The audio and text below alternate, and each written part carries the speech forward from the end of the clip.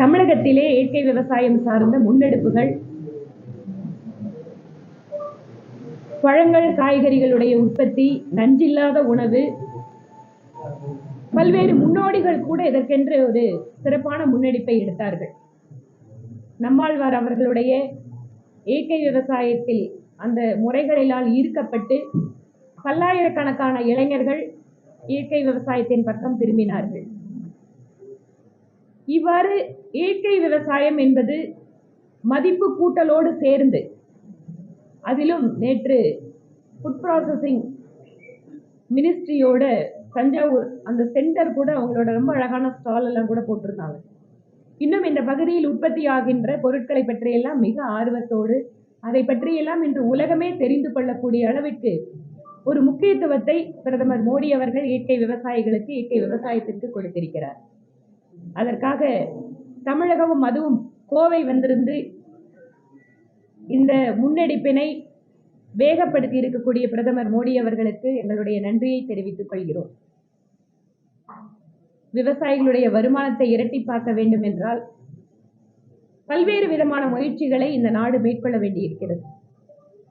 இந்த நாட்டிலே கூட ஒரு சில இடங்களில் வற்றாத ஜீவநதிகள், மற்றொரு புறம் விவசாயத்திற்கு ஆதாரமான இருக்கக்கூடிய நீர் பற்றாக்குறையால் அல்லலுறும் விவசாயிகள் என்று பல்வேறு தரப்பில் இருக்கக்கூடிய விவசாயிகளுக்கு கூட அவர்களுடைய வாழ்க்கை தரத்தை உயர்த்துவதற்காக அரசாங்கம் எடுத்திருக்கக்கூடிய முன்னெடுப்புகளோடு இப்போது இயற்கை விவசாயம் சார்ந்த முன்னெடுப்பு என்பது மிகுந்த உதவிகரமாக இருக்கும்.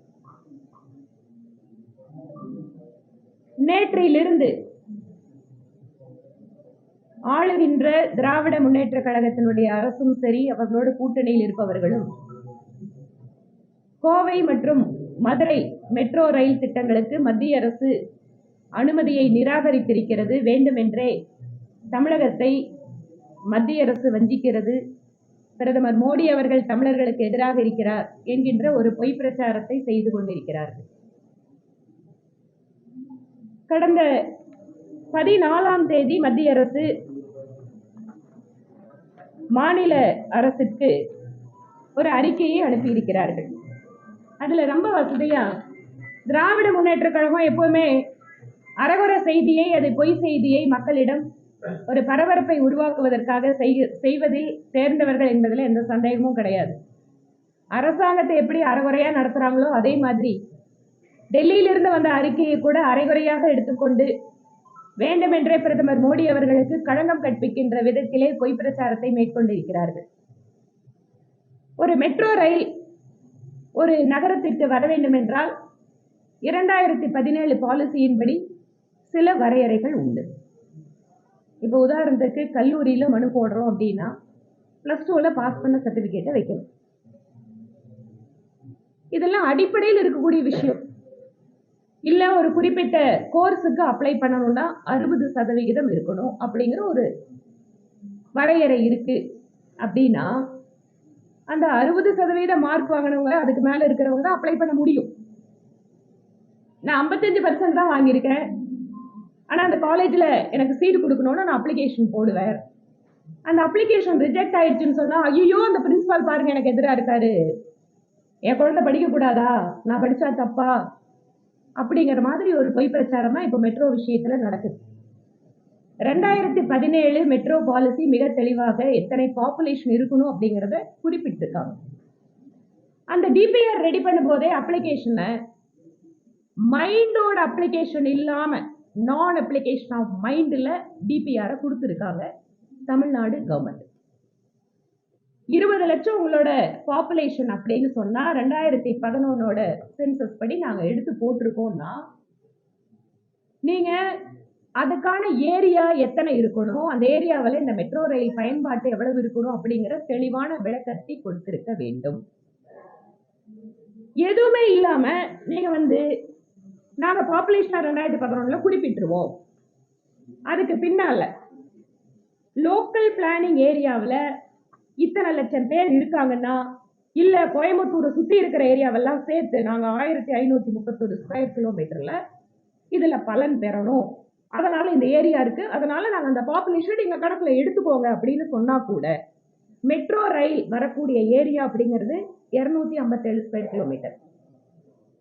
அப்போ என்னவெல்லாம் வரையறைகள் மத்திய அரசு வைத்திருக்கிறதோ அது தமிழகத்திற்கு மட்டுமல்ல, நாடு முழுவதும் இருக்கக்கூடிய மெட்ரோ ரயில் பாலிசி அப்படிங்கிறது இட்ஸ் அ காமன் பாலிசி. ஸ்டேட்டுக்கு ஸ்டேட் மாறக்கூடிய பாலிசி கிடையாது.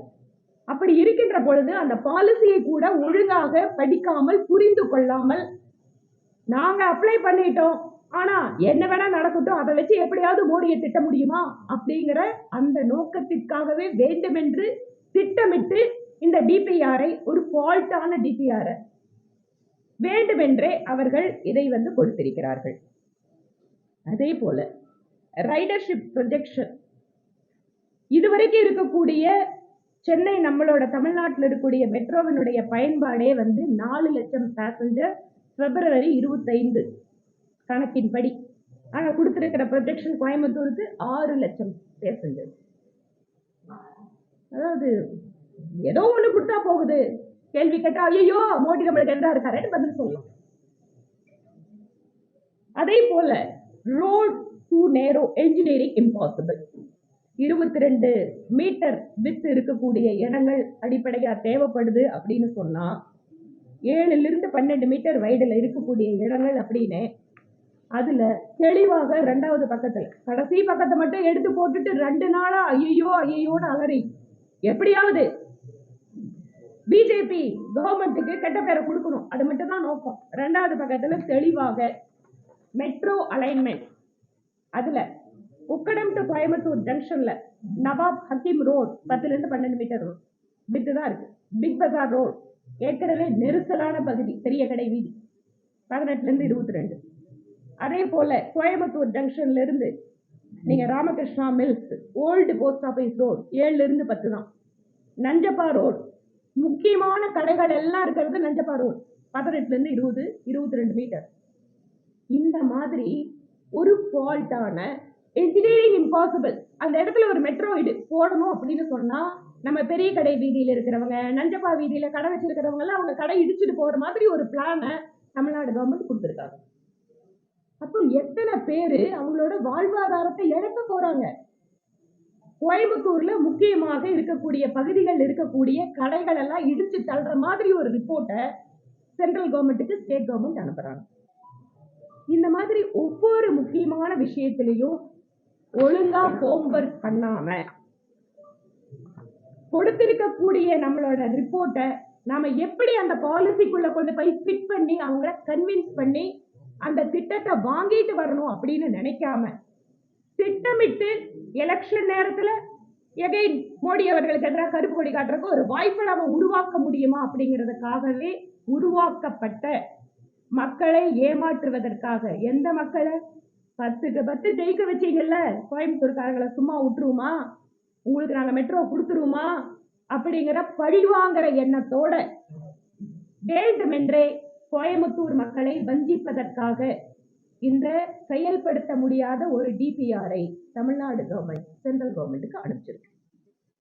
இதுல பிஜேபி ஆட்சி செய்கிற மாநிலத்துல மட்டும் நீங்க எப்படி குறைச்சலான மக்கள் தொகை இருக்கக்கூடிய ஏரியாவுக்கு கொடுத்தீங்க அப்படின்னு எக்ஸ்ல போட்டிருக்காரு. எக்ஸ்ல போட்டுட்டு அவர் ஆக்ரா வந்திருக்கு, போபால் வந்திருக்கு, பட்னா வந்திருக்கு அப்படின்னு எழுதி அழகா போட்டாரு. ஆனா அதுக்கு பின்னால கொஞ்சமாவது ஏன் அதுக்கு கொடுத்துருக்காங்கிறத அவங்க புரிஞ்சுக்கணும். பேப்பரா எழுதி கொடுத்தா அதை அப்படியே எடுத்து கொடுத்துட்டு என்ன பண்றதுங்க? ஏன் ஆக்ராவுக்கு கொடுத்துருக்காங்க? Tourism exception. மக்கள் ஒரு இடத்துல வாழ்றது அப்படிங்கிற பாப்புலேஷன் ஒண்ணு, அந்த இடத்துக்கு வேற இடங்கள்ல இருந்து சுற்றுலாக்காகவோ வியாபாரத்துக்காகவோ வரக்கூடிய மக்கள் தொகை என்பது வேறு. அப்போ யூபி கவர்மெண்ட் என்ன பண்றாங்க, ஆக்ராவோட ஒரிஜினல் மக்கள் தொகை, வாழக்கூடிய மக்கள் தொகை அப்படிங்கிறது குறைச்சலா இருந்தா கூட 17.6 லட்சம் இருக்கு. ஆனா தாஜ்மஹால் இருக்கிறதால இது உலக அளவில் பிரசித்தி பெற்ற சுற்றுலா தலம். இங்கு ஒவ்வொரு நாளும் இத்தனை ஃபுட் பிரிண்ட் இருக்கு, இத்தனை பேர் எங்களுக்கு டூரிஸ்ட் வராங்க, அதனால எங்களுக்கு இந்த மெட்ரோ வேணும் அப்படிங்கிற திட்டத்தோட அழகா கொண்டு போய் கொடுத்து அதை வாங்கிட்டு வந்திருக்காங்க. போபால், ஏன் போபாலுக்கு கொடுக்கணும்? ஸ்டேட் கேபிட்டலுக்கும் நான் கேபிட்டலுக்கும் வித்தியாசம் இருக்கு. ஸோ கேபிட்டல் அப்படிங்கிற ஒரு டெபினேஷனுக்குள்ள போபால் போனதால அவங்க அந்த வரையறைக்குள்ள அந்த திட்டத்தை எடுத்துட்டு போய் மத்திய அரசு கிட்ட அனுமதி வாங்கியிருக்காங்க. பட்னால மக்கள் தொகை குறைச்சல். ஆனா அவங்க என்ன பண்ணாங்க, இந்த மெட்ரோவை பக்கத்துல இருக்கிற முனிசிபாலிட்டியோட சேர்த்து அவங்க கனெக்ட் பண்ணாங்க. பட்னா சிட்டியோட மக்கள் தொகை 16 லட்சம் இருந்தால் கூட தானாபூர் முனிசிபாலிட்டி அங்க 1,82,000, Khagaul municipality 44,000, Phulwari Sharif municipality 81,000, Danapur cantonment 28,000. எல்லாத்தையும் சேர்த்து பக்கத்தில் இருக்கிற முனிசிபாலிட்டிக்கெல்லாம் இந்த மெட்ரோவோட பயன்பாடு இருக்குன்னு கனெக்ட் பண்ணி அந்த பாப்புலேஷனுக்குள்ள அதை கொண்டு போய் கொடுத்து அந்த மத்திய அரசோட திட்டத்துக்கு அனுமதி வாங்கிட்டு வந்திருக்காங்க. இந்த ஹோம்ஒர்க் எதையுமே பண்ணாம 60 மார்க் வாங்கினாதான் காலேஜ்ல அட்மிஷன் அப்படிங்கிறதுல நான் முன்னாடியே சொன்ன மாதிரி நான் 55 தான் 50 தான், ஆனா எனக்கு காலேஜில் சீட்டு கொடுக்கணும், எனக்கு சீட்டு கொடுக்கலையா காலேஜ் எனக்கு எதிராக இருக்கு. இந்த மனநிலையோடு திமுக அரசு கோயம்புத்தூருக்கு துரோகம் செய்ய வேண்டும் என்பதற்காகவே இந்த மாதிரி ஒரு நாடகத்தை நடத்தி கொண்டிருக்கிறார்கள். பாரதிய ஜனதா கட்சி கோவை மக்களுக்கு நாங்கள் கொடுக்கின்ற வாக்குறுதி என்பது போராட்டம் நடத்துகின்ற நாடகம் நடத்துகின்ற அரசு வீட்டுக்கு போனதுக்கு பின்பாக 2026 தேசிய ஜனநாயக கூட்டணி அரசு அமைந்ததற்கு பின்பாக இன்றைய எதிர்க்கட்சி தலைவர் திரு எடப்பாடி பழனிசாமி அவர்கள் முதலமைச்சராக வந்ததற்கு பின்பாக கோயம்புத்தூருக்கு மெட்ரோ ரயில் திட்டத்தை நாங்கள் கொண்டு வருவோம்.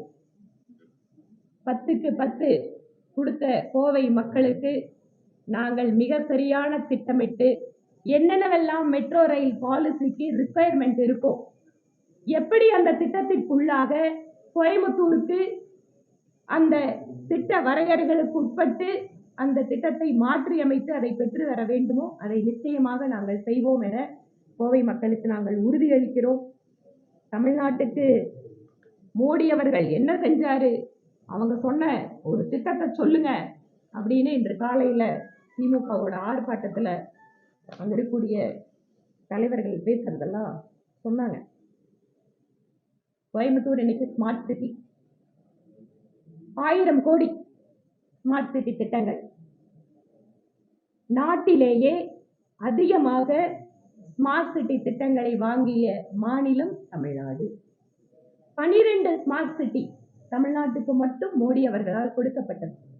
இன்னைக்கு கோயம்புத்தூர் சுற்றி 7 குளம் எல்லாம் சீரமைக்கப்பட்டு இன்று அதிகமாக குளங்களை வைத்திருக்கக்கூடிய நகரமா நம்ம நகரம் இருக்குன்னா மோடி அவர்கள் கொடுத்த ஸ்மார்ட் சிட்டி திட்டம் காரணம். தமிழ்நாட்டில் மட்டும் 12 மெடிக்கல் காலேஜ், 11 மெடிக்கல் காலேஜ் குறைந்த காலத்துல ஒரு வருஷத்துக்குள்ள 11 மெடிக்கல் காலேஜுக்கு அனுமதி கொடுக்கப்பட்ட மாநிலம் என்றால் அது தமிழ்நாடு தான்.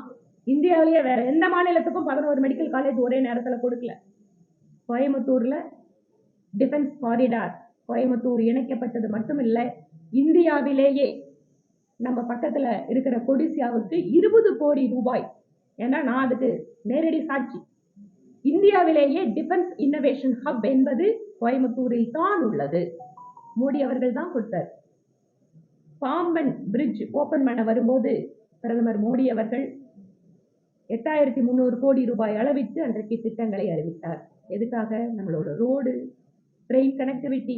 ஏன் இன்று கோயம்புத்தூர்ல ஜங்ஷனை தாண்டி இந்த பக்கம் போத்தனூர், இந்த பக்கம் நார்த் கோயம்புத்தூர் ரயில்வே ஸ்டேஷன் இருக்கு. நீங்க எல்லாம் தெரியும், இன்னைக்கு 2 ரயில்வே ஸ்டேஷனும் டெவலப் ஆயிட்டு இருக்கு. இதெல்லாம் தமிழகத்திற்கு மோடி அவர்கள் கொடுத்தது. 12 லட்சம் குடும்பங்களுக்கு அனைவருக்கும் வீடு திட்டத்தில் தமிழகத்தில் வீடு கட்டி கொடுக்கப்பட்டிருக்கு. எல்லாருமே ஏழை மக்கள் இன்னைக்கு ஒரு நல்ல வீட்டுல குடியிருக்காங்க. நம்முடைய விவசாயிகள், ஏழை விவசாயிகளுக்கு இதுவரை 12,000 கோடி ரூபாய் நேரடியாக அவர்கள் வங்கி கணக்கிலே தமிழ்நாட்டு விவசாயிகளுக்கு கொடுக்கப்பட்டிருக்கு. ஏர்போர்ட், திருச்சியோட நியூ டெர்மினல் தமிழ்நாட்டுக்குள்ளதான் இருக்கு, அதையும் மோடி அவர்கள் தான் கொடுத்திருக்கிறார். இந்த மாதிரி இன்னும் ரோடு, ட்ரெயின், போர்ட் டெவலப்மெண்ட், இந்த மாதிரி 77 மாடர்னைஸ் ரயில்வே ஸ்டேஷன் ட்ரெயின்ல மட்டும் கொடுத்திருக்கிறது மோடி அவர்கள் தமிழ்நாட்டுக்கு. அது மட்டுமல்ல, 2004 இருந்து 14 வரை திமுக அங்கம் வகித்த யூபிஏ அரசாங்கம் என்ன தமிழகத்திற்கு 10 வருட காலம் கொடுத்தார்களோ அதை விட 3 மடங்கு அதிகமான நிதியை பிரதமர் மோடி அவர்கள் தமிழகத்திற்கு கொடுத்திருக்கிறார். அதனால என்ன கொடுத்தாருன்னா கொஞ்சம் கொடுக்கறத சரியாக தமிழக மக்களுக்கு எடுத்துட்டு போகணும் அப்படிங்கிற எண்ணம் இருந்தால், அல்லது மத்திய அரசாங்கத்தோடு என்னவெல்லாம் திட்டங்களை தமிழ்நாட்டு மக்களுக்கு நாம வாங்கி கொடுக்கலாம் அப்படிங்கிற உண்மையான அக்கறை இருந்திருந்தால், நேற்று பிரதமர் வந்திருக்கின்ற பொழுது ஒரு புரோட்டோகால் படி மாநிலத்தோட முதல்வர் நேரில் கூட வந்து பேசியிருக்கலாம். எலெக்ஷன் நெருங்கிட்டு இருக்கு, திருப்பியும் மோடி அவர்களுக்கு எதிராக நாம தமிழ்நாட்டு மக்களை திசை திருப்பலாம் அப்படிங்கிற டிராமாவுக்காக திமுக அரசு இந்த மெட்ரோ ரயில் திட்ட விவகாரத்தில் இரட்டை வேடம் போட்டுக் கொண்டிருக்கிறார்கள். கடுமையான நிர்வாக சீர்கேடு. இன்று காலையில் கூட ஜிஹெச்ல ஒரு ஸ்கூல் கேர்ள் வந்து இறந்திருக்கு. பள்ளி கல்வித்துறையில கல்வியில் சிறந்த தமிழ்நாடு அப்படின்னு கூட்டம் நடத்துறாங்க, தங்களுக்கு தாங்களே பாராட்டு தெரிவிச்சிருக்காங்க. ஆனா ஸ்கூல்ல படிக்கிற குழந்தைங்களுக்கு பாதுகாப்பு இல்லை. ஸ்கூல்ல படிக்கிற குழந்தைங்களுக்கு இருக்கக்கூடிய மன அழுத்தம், அங்கு ஆசிரியர்கள் பற்றாக்குறை, இன்ஃப்ராஸ்ட்ரக்சர்ல இருக்கக்கூடிய கடுமையான குறைபாடுகள், இவற்றையெல்லாம் மறைக்கிறதுக்காக நல்ல பெரிய ஹால், ஏசி ஹால் எடுத்து சினிமாக்காரங்களெல்லாம் கூப்பிட்டு கல்வியில் சிறந்த தமிழ்நாடுன்னு டிராமா போட்டிருக்காங்க. சட்டம் ஒழுங்கு ஒவ்வொரு நாளும் கொலை, கொள்ளை, திருட்டு, வழிப்பறி அதிகமாயிட்டே வர்றத அரசாங்கமே ஒத்துக்குது. பெண்களுக்கு எதிரான குற்றங்கள் 3 மடங்கு அதிகரித்திருக்கிறது. இதுவும் மாநில அரசை ஒத்துக்கொள்கிறது. இன்று தமிழகத்தில் பெண்களுக்கு எதிரான குற்றங்கள், குழந்தைகளுக்கு எதிரான குற்றங்கள் மிக அதிக அளவில் அதிகரித்திருக்கிறது. இந்த கோபத்தை எல்லாம் மக்கள் கிட்ட இருந்து திசை திருப்புறதுக்காக வழக்கம் போல மோடி அவர்கள் தமிழ்நாட்டுக்கு எதிராக இருக்காரு, தமிழர்களை வஞ்சிக்கிறாரு. வேஷ்டி கட்டிட்டா போதுமா, திருக்குறள் சொல்லிட்டா போதுமா? முதலமைச்சர் அவர்களே, நாங்களும் கேட்கிறோம், நான் டெல்டாக்காரன் அப்படின்னு சொல்லிட்டு எப்படி டெல்டா மக்கள் விவசாயிகளை ஏமாத்துறீங்களோ, அதே போல கோயம்புத்தூருக்கு நாங்க அதை செய்யறோம் இதை செய்யறோம், 200 கோடி ரூபாய் கொடுத்தேன்னு சொல்றாங்க. 200 கோடி ரூபாய் நானும் 4 வருஷமா அசம்பிளியில பேசிட்டு இருக்கேங்க. நான் எப்ப எந்திரிச்சு கோயம்புத்தூருக்கு ரோடு மோசமா இருக்குன்னு சொன்னாலும் உடனே எந்திரிச்சு 200 கோடிம்பாங்க. அந்த 200 கோடியை 200 தடவை சொல்லிட்டாங்க. நான் உங்ககிட்ட கேட்கிறேன், கோயம்புத்தூர்ல ரோடுங்கள்லாம் உருப்படியா இருக்குங்களா? நைட்டு நேரத்துல 2 வீலர்ல போறவங்க உயிரை கையில பிடிச்சிட்டு போயிட்டு இருக்காங்க. ஒண்ணு தெருவில் தெரிய மாட்டேங்குது, இல்லைன்னா குண்டும் குழியுமா இருக்கு ரோடு. இதுதான் இவங்க 200 கோடியை இத்தனை வருஷமா போட்டிருக்கிற ரோடா? இந்த மாதிரி ஒவ்வொரு குற்றச்சாட்டை சொல்லணும்னா சொல்லிட்டே போலாம். அதனால் நிர்வாக சீர்கேடுகள், மந்திரிகள் மேல இருக்கக்கூடிய ஊழல் குற்றச்சாட்டுகள். அண்ணா திராவிட முன்னேற்ற கழகத்தை பார்த்து நீங்க ரைடு வந்தா டெல்லிக்கு போறாங்கன்னு கேட்கறாங்களே, டாஸ்மாக் ரைடுக்கு அப்புறம் உங்களோட முதலமைச்சர் எதுக்கு இங்க டெல்லிக்கு போனாரு? உங்களோட மினிஸ்டர்ஸ் மேல என்போர்ஸ்மெண்ட் டைரக்டரேட் குற்ற பத்திரிக்கை கொடுக்கறாங்க. உங்களுடைய பதில் என்ன? இதுதான் நீங்க ஊழல் இல்லாம நேர்மையா அரசாங்கத்தை நடத்துற விதமா? உங்களுடைய அத்தனை அமைச்சர்கள் மீது இத்தனை ஊழல் குற்றச்சாட்டு இருக்கு, கோர்ட்டு சொல்லுது, கோர்ட்டு விசாரணை. அதாவது தமிழ்நாட்டிலேயே, இந்தியாவிலேயே வேற எங்கேயும் பார்க்க முடியாதுங்க. ஜெயில இருக்கிற மந்திரியாக வச்சிருக்கிற வரலாற்றுக்கெல்லாம் சொந்தக்கார திமுகவோட அரசு. 12 வருஷ காலம் இன்று உலகத்திலேயே இந்தியாவை தலைநிமிர செய்தவர் பிரதமர் மோடி அவர்கள். வளர்ந்து வரக்கூடிய பொருளாதாரத்துல மிக வேகமாக வளர்ந்து வருகின்ற நாடாக நமக்கென்று ஒரு மிகப்பெரிய குறிக்கோளோடு, ஒரு விஷனோட இந்த இந்திய நாட்டை எடுத்து சென்று கொண்டிருக்கிறார். அதனால் அவரு ஏதோ ஒரு குறிப்பிட்ட மாநிலத்திற்கு எதிராக இருக்கிறோம், இல்ல மக்களுக்கு எதிராக இருக்கிறோம் அப்படிங்கிற பொய் பிரச்சாரம் இனிமேலும் எடுபடாது. 40 எம்பிக்களை தமிழ்நாட்டு மக்கள் கொடுத்தாங்க, ஏதாவது பிரயோஜனம் உண்டா?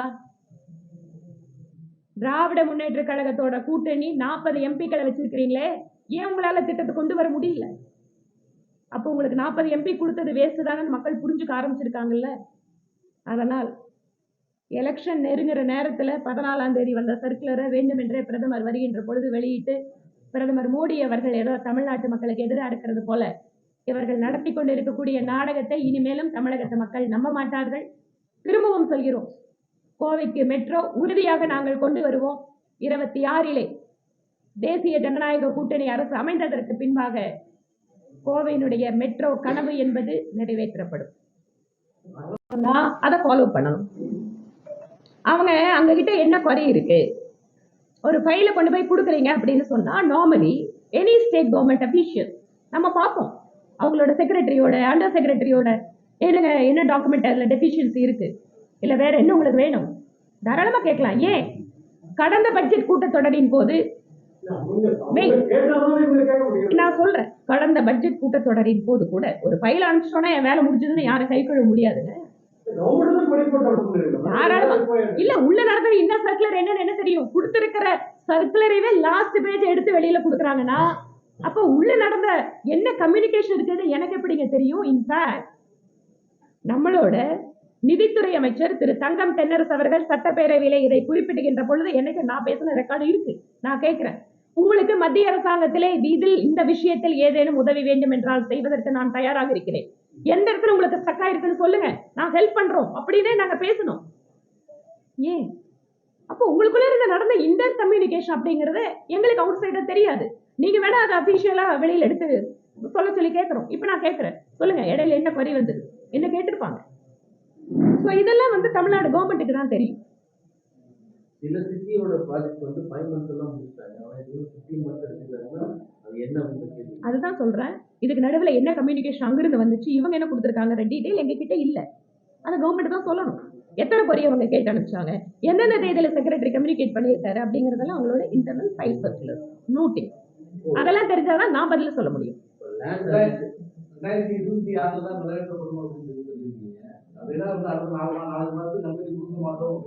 அனுமதி கொடுக்க மாட்டோம் இல்லைங்க. இன்னைக்கு தேதியில அந்த சர்க்குலர் மிக தெளிவா சொல்லுது. உங்களோட பாப்புலேஷனுக்கு உங்களோட பதில் என்ன, ரோடு வித்துக்கு உங்களோட பதில் என்ன, இன்ஜினியரிங் இம்பாசிபிள் டெக்னிக்கலா இந்த பிரச்சனைக்கு உங்களோட சொல்யூஷன் என்ன. அதுல எல்லாம் தமிழ்நாடு கவர்மெண்ட்டுக்கு கவனம் இல்லைங்க. அவங்களை பொறுத்த வரைக்கும் கடைசி பேஜை எடுத்து ஐயோ மோடி அவர்களே நீங்க ஒழிக தமிழ்நாட்டுக்கு எதிராக இருக்கீங்க, இது மட்டும்தான் அவங்களோட நோக்கம்.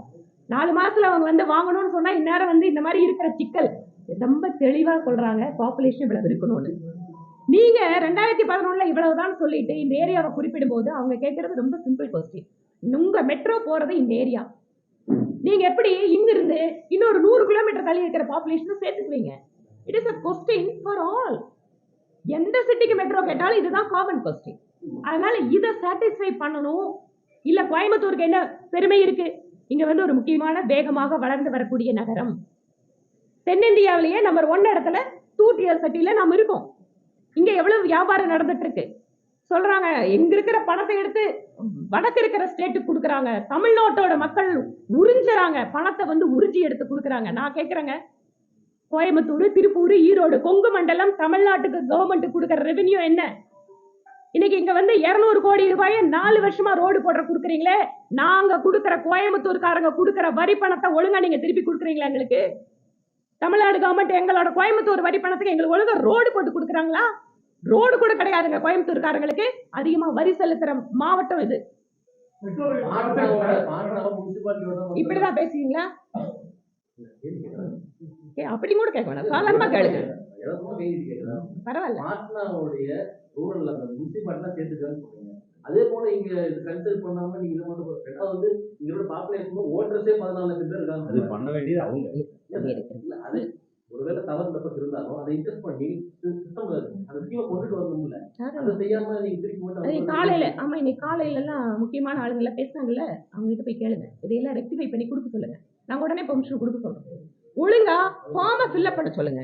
குழந்தைக்கு ஸ்கூலுக்கு அப்ளிகேஷன் கொண்டு போறீங்கல்ல, ஃபார்மை ஒழுங்கா ஃபில்அப் பண்ணுனா பண்ண மாட்டோம். நீ கூட நான் திருப்பியும் சொல்றேங்க, இந்த விஷயத்தெல்லாம் பாலிசி ரிக்வயர்மெண்ட் என்ன இருக்கும், what ever the metro policy requirement, அதை ஃபில்அப் பண்றதுக்கு தமிழ்நாடு கவர்மெண்ட் ரெடியா இருந்தா உடனடியாக அனுமதி கொடுக்கறதுக்கு நாங்க அதுக்கு உதவி பண்றதுக்கு தயாரா இருக்கோம். எஸ்ஐஆர்ல ரொம்ப சிம்பிள் பா, ஹெல்ப் வேணும்னா நாங்க எல்லாம் ஹெல்ப் டெஸ்க் போடுறோம், வாங்க பண்ணி தரோம்.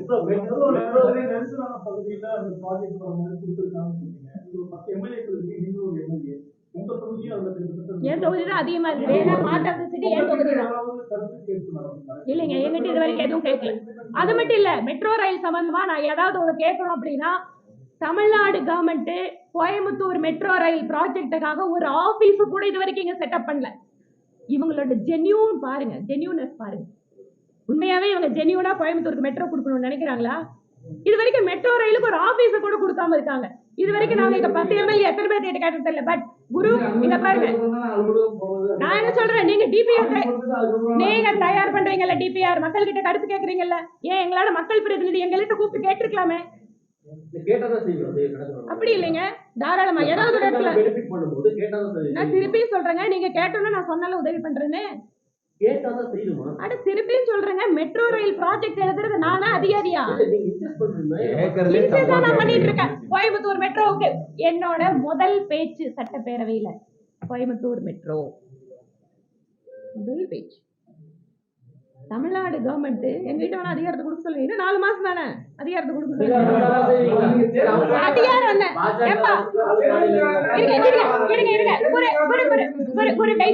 அவரோட கேள்வி ஆளு மாநிலங்கள்ல தான் அந்த பெனிஃபிட்ஸ் ஒரு குற்றச்சாட்டு இருக்கும்போது எங்க ஆட்சி வந்ததுக்கு அப்புறம் செய்வோம்னா ஆட்சி வந்தா தான் செய்வீங்களா? அப்படி ஒரு கேள்வி. இப்போ இந்த டிபிஆரை ரெடி பண்ணி ஸ்டேட் கவர்மெண்ட் தான் கொடுக்கணும் இல்லையா? எம்எல்ஏ கொடுக்கலான்னு ஏதாவது சட்டம் இருக்கா? எம்பி கொடுக்கலாம் ஏதாவது சட்டம் இருக்கா? இல்ல இல்ல, ஸ்டேட் கவர்மெண்ட் தானே கொடுக்கணும். அப்ப அவங்க தானே கொடுக்கணும். சொல்லுங்க குரு. தேர்தலுக்காக தான் 15 மாத காலம் தாமதம். அறிக்கை கொடுத்து 15 மாதம் கழிச்சு தான் அது கொரிய வந்திருக்கு. அது தேர்தலை மையப்படுத்தி தான் காலதாமதப்படுத்தப்பட்டது. இல்ல, தேர்தலுக்கு அதுக்கும் இதுக்கு என்ன சம்பந்தம்? 2026 அப்புறம் ஒழுங்கான டிபிஆர் தயாரிக்கிறதுக்கான வாய்ப்பு எங்களுக்கு கிடைக்கும்னு சொல்றேன். பிஜேபி கூட்டணி கிடைச்சிருக்கு. இப்ப இந்த மாதிரி சூழ்நிலையில கோவை மீண்டும் தக்க வைக்கணும், அவங்க வரணுங்கிறதுக்காக நிறைய ப்ராஜெக்ட் பண்ணிட்டு இருக்காங்க. லேண்ட் அக்விசிஷன், ஏர்போர்ட் நிறைய பண்ணி கொடுத்துருக்காங்க ஸ்டேட் கவர்மெண்ட். அது போக செம்மொழி பூங்கா, அது நிறைய திட்டங்கள் கோவையை வந்து கான்சென்ட்ரேட் பண்ணி பண்ணிட்டு இருக்காங்க. இத்தகைய சூழ்நிலையில நீங்க பண்ண ஒரு குற்றச்சாட்டு அவங்க வந்து மெட்ரோ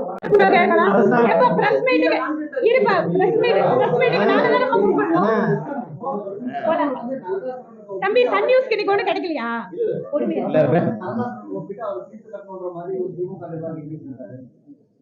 இது பிரதமர் மோடி அவர்களை இழிவாக பேசுவது ஒன்றும் திராவிட முன்னேற்ற கழகத்துக்கு புதிதல்ல. பர்சனல் அட்டாக்கு இந்த மாதிரி ரொம்ப கேவலமா பேசுறதுங்கிறது அவங்களோட வழக்கம். அதாவது டிஎம்கேவோட டிஎன்ஏவே என்னன்னு கேட்டீங்கன்னா ரொம்ப கேவலமா தலைவர்களை, அடுத்த அரசியல் கட்சி தலைவர்களை பேசுறவங்க தான். பிரதமர் மோடி அவர்களை மிக தரைக்குறைவாக, அது வந்து அவருக்கு உயிருக்கு அச்சுறுத்தல் கொடுக்கின்ற விதத்துல மிக அநாகரிகமாக பேசி இருக்கின்ற நபருக்கு எதிராக கிரிமினல் கம்ப்ளைண்ட் கொடுத்துருக்கோம். ஆனால் என்னன்னா, நாங்க கம்ப்ளைண்ட் கொடுத்தா அது எஃப்ஐஆர் போய் அடுத்த ஸ்டேஜே போகாது. ஆனா எங்க கட்சிக்கார தம்பிங்க யாராவது ஃபேஸ்புக்ல ஒரு கமெண்ட் போட்டா போதும், வெடிய வந்து தீவிரவாதி மாதிரி பிடிச்சிட்டு போவாங்க. இது தமிழ்நாடு கவர்மெண்டோட ஸ்டைல் ஆஃப் ஃபங்க்ஷன். தேங்க்யூங்க, நன்றி.